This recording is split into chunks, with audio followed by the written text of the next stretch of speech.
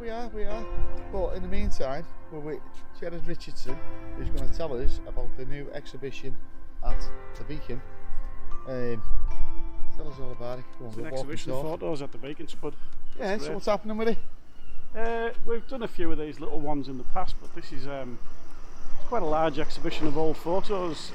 Photos dating from the 50s through to the 70s, mainly of Whitehaven.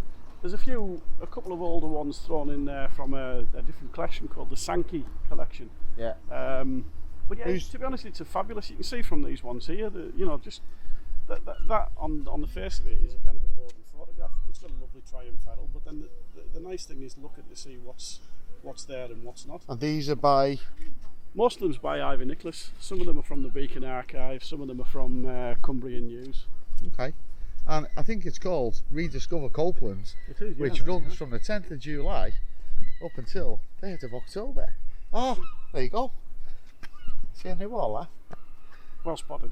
Good lad, I want to go in there.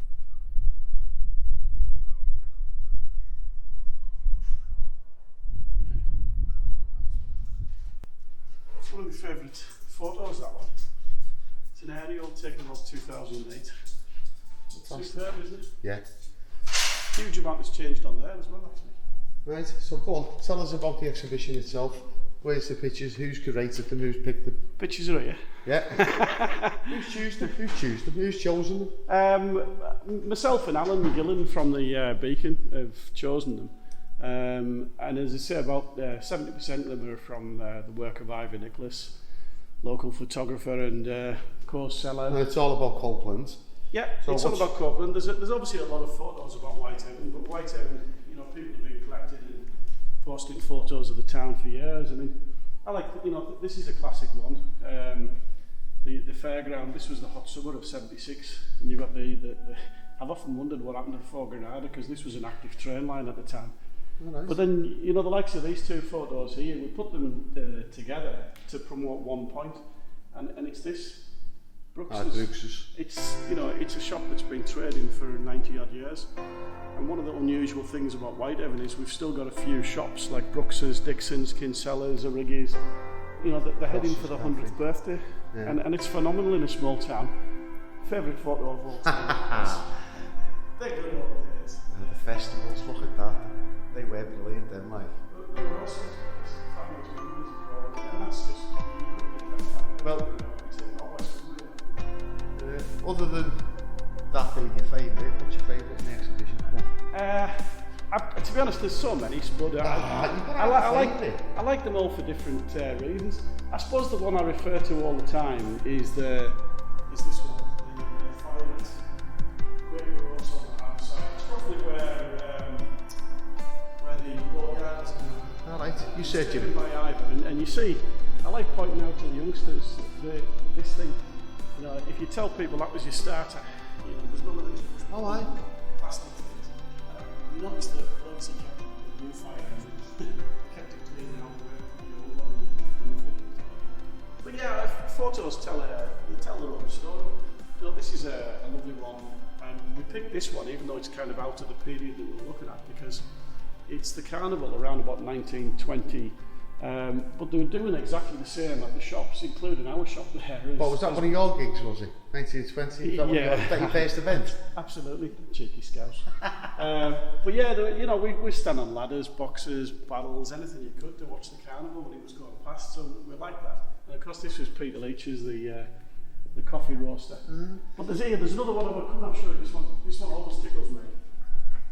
See this with all the furor that was on about Albion Square. Yeah. Should have built an office block there. What the hell's that? It's the office block of the Iron and Steel Works. Is that right? If folks know the history, they'd probably shut up on social media. And this is gorgeous. I've got this one at home on the wall as well. The poshest dry cleaners in history. Eggers? Yeah. Of course, they knocked that building down, and they kind of tried to recreate it a little bit, but what a beautiful store. So, regards to this exhibition, people pay to come in. However, it's free to come into the Beacon this summer, isn't it, on a Thursday? Thursdays, yeah. The Beacon got a grant, a tourism grant.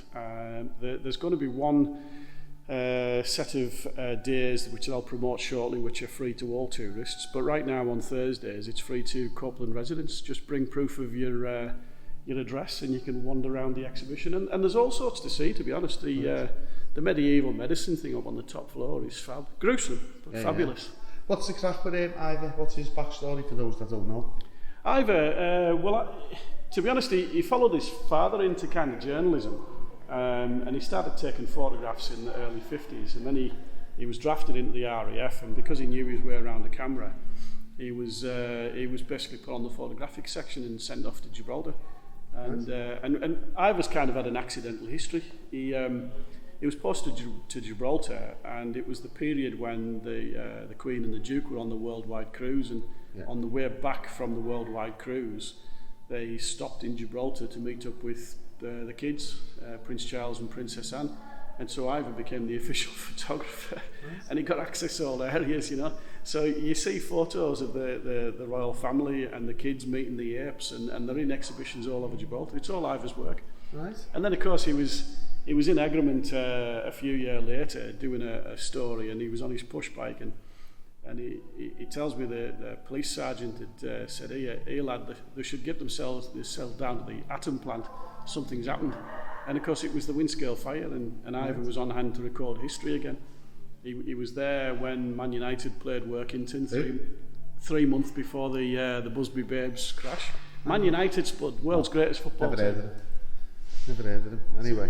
This is a classic as well. I mean, you can literally come into the exhibition and spend ages just looking at this one, you know, especially if you're a Whitehaven resident. Again, the actual shape of the town is exactly the same, but so much has changed, you know. The Marchon silos, anyone under 30 is probably going to struggle to remember them now, which is strange to you and I.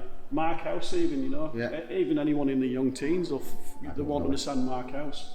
The gas works, just off shot is the remains of the pit. So do you think it's improved over time then? Oh, vastly, yeah. Just a tad. Just a tad. Used to like all that. Those are the days when you used to get your windscreen wiped as well. My first job on there was the Forge service station before I joined the Navy.